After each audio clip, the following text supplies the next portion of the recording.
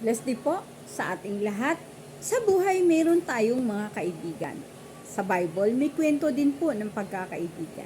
Tara, samahan mo po ako. Tingnan po natin dito sa Book of Job kung anong klaseng kaibigan meron siya. Dito po tayo sa Job 2 verse 11 to 13. Ang nakalagay po dito, nagkasundo sina Eliphaz, Bildad at Zophar na dalawin si Job upang palakasin ang kanyang loob at makikiramay sa kanya. Malayo pa sila'y nakikita nila si Job, ngunit hindi nila ito nakilala.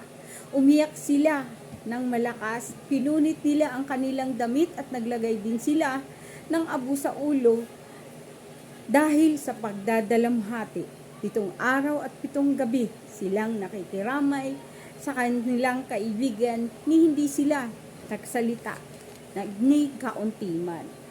Sa buhay po natin, mayroon po ba tayong mga kaibigan kanon? Yung sinasabing kaibigan for a reason or kaibigan for all season. Sana po, mayroon po tayong tunay at tapat, totoong kaibigan. Yun lamang po.